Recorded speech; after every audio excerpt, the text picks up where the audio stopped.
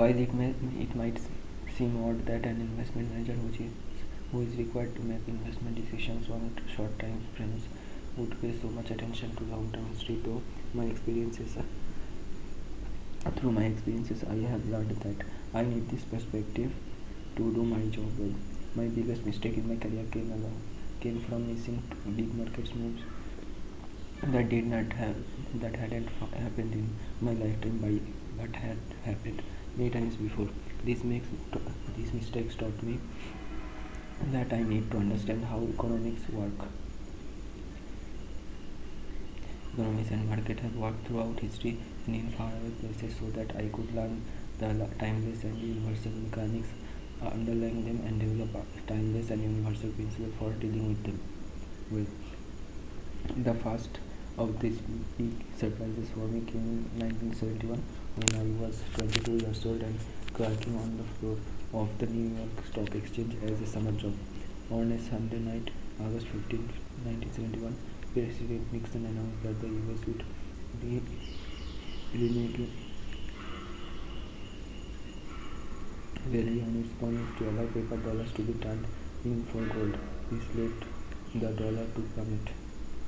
And as I listened to Nixon's speech, I realized that the US government had defaulted on a promise and that money as we knew it ceases to exist. That could not be good, I thought. So on Monday morning, I walked on the floor of the exchange, expecting pending as stock took a dive.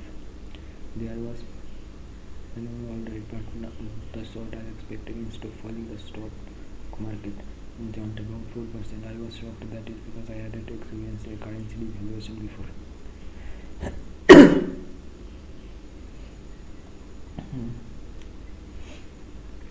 Currency.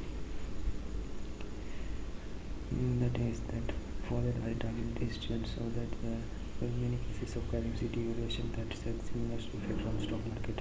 By studying further, I figured out why and I learned something valuable that would help me many times in my future. It took me more of those painful surprises to beat me into my head that the realization that I needed to understand all the big economic market moves that had happened in the last 100+ years and in all major countries. In other words, if some big and important event happened before in the past, like the Great Depression of the 1930s, I could not say that for sure that it would not happen to me. So I had to figure out how it worked and be prepared to deal with it well. Through my research, I saw that there were many cases of same type of thing happening, e.g. depressions, and that by studying them, just like a doctor studies many cases of a particular type of disease, I could gain a deeper understanding of how they work. The way I work is to study as many of the important cases of a particular thing I can find and then to form a picture of a typical one, which I call an archetype. The archetype helps me to see cause-effect relationship, then try to how these cases typically progress. Then I compare how the specific cases transpire relative to the archetypical one to understand what causes the differences between each case and archetype. The process helps me to refine my understanding of the cause-effect relationships to the point where I can create decisions making rules in the form of inference statements. If X happens, then Y, then make Y. Then I watch actual events transpire relative to that template what we were expecting. I do these things in very systematic way with my partners at Bridgewater Associates. If events are on a track, we continue to bet on what typically comes next, and if events start to deviate, we try to understand why and course correct. My approach is not an academic one created for scholarly purposes. It is a very practical one that I follow in order to do my job well. You see, as a global macro investor, the game I play requires me to understand what is likely to happen to economies better than the competition does.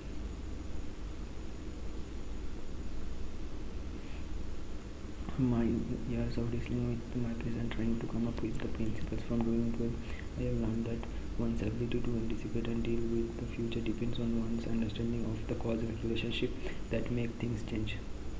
One's ability to understand these cause-effect relationships come from studying how they have played out in the past, how practical this approach has been, can be measured in visual performance track record over several decades.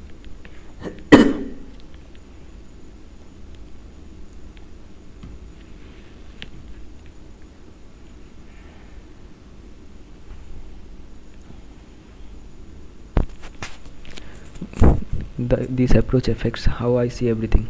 Having done many such studies in pursuit of timeless and universal principles, I have learned that most things, examples, prosperous periods, depressions, war, revolutions, bull markets, bear markets, etc., happened repeatedly through time.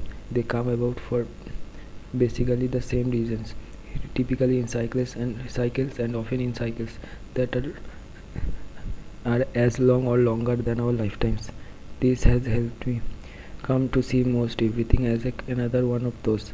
Just like a biologist, upon encountering a creature in the wild, would identify what species or one of those the creature belongs to, think about how the species of thing works, and try to have and use timeless and universal principles for dealing with it effectively.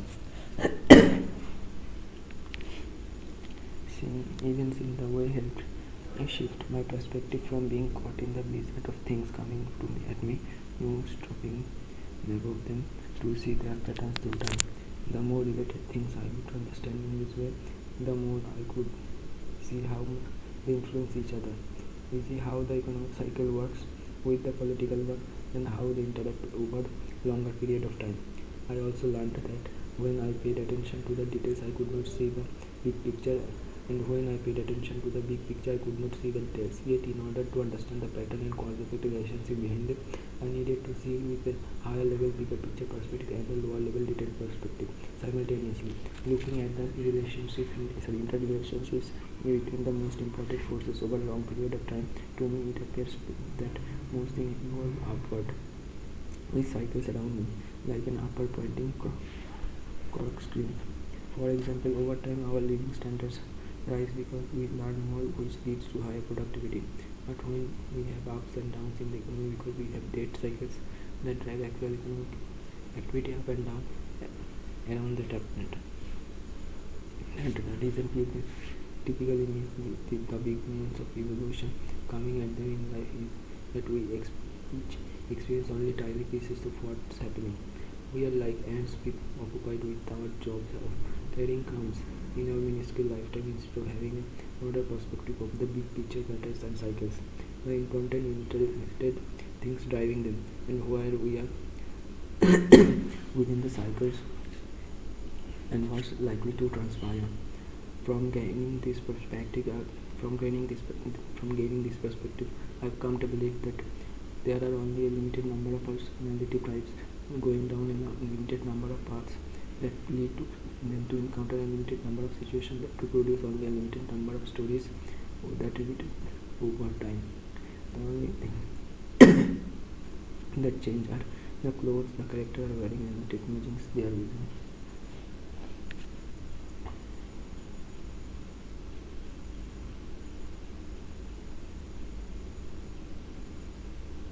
This study and how I come to do about it.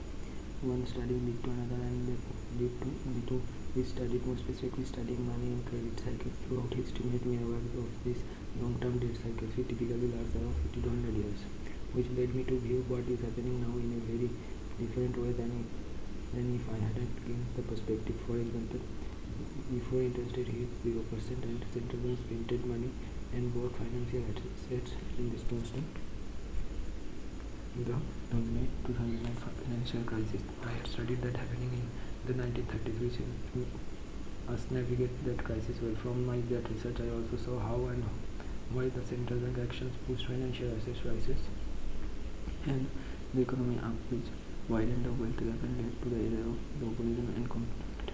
Now we are seeing the same process at play in post 2009 period. In 2014,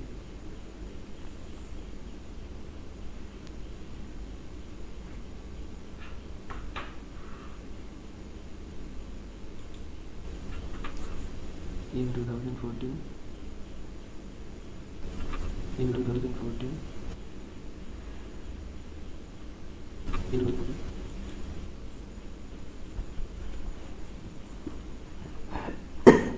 Hi.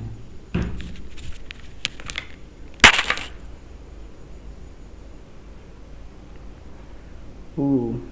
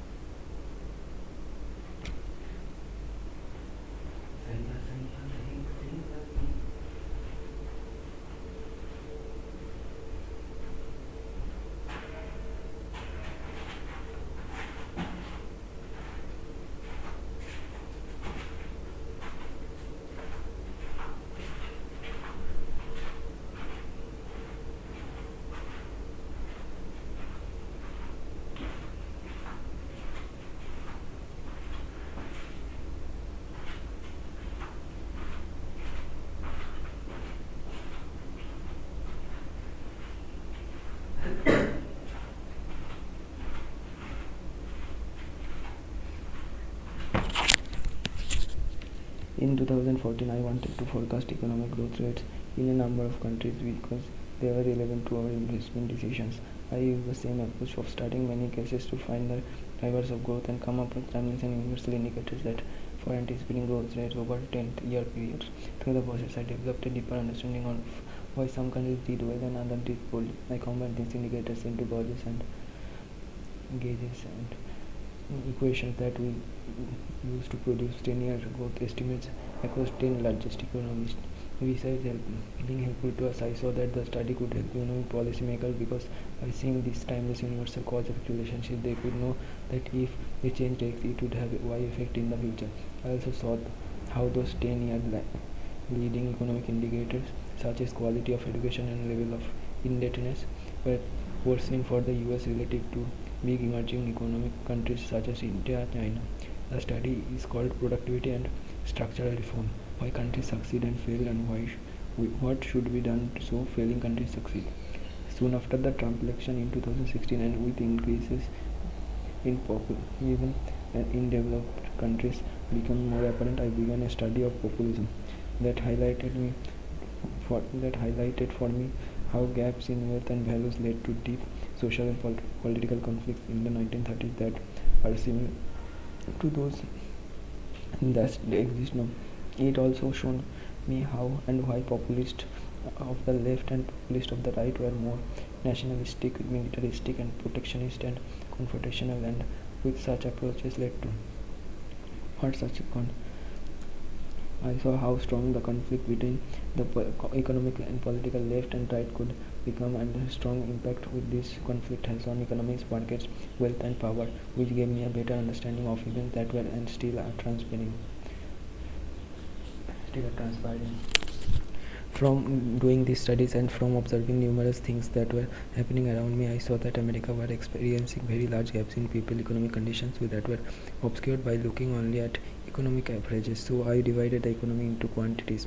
That is, looking at the top of 20% of the others and the next 20% and so on down to the bottom 20%, examined the condition of those population individually. This resulted in two studies. Our bigger economic, social, and political issues. The two economics, the top 40% and bottom 60%. I saw the dramatic differences in conditions between the haves and have-nots, which helped me to understand the greater polarity and populism I saw emerging. Those findings, as well as the intimate contact with my wife and I were having through the philanthropic work with the reality of wealth and opportunity gaps in cut communities and at schools, led to the recent that became why and how capitalism is to be reform study. At the same time, through many years of international reviews and in research of other countries, I saw huge global economic and geopolitical shifts taking place, especially in China. I have been going to China a lot for the last 35 years, and I am lucky enough to have become well acquainted with its top policymakers. It has helped me to see how remarkable the advances in China have been and how excellent the capabilities and historical perspective that were behind them. Excellent capabilities and perspective that made China to become competitive with the US in production, trade, technology, manufacturing, and capital markets.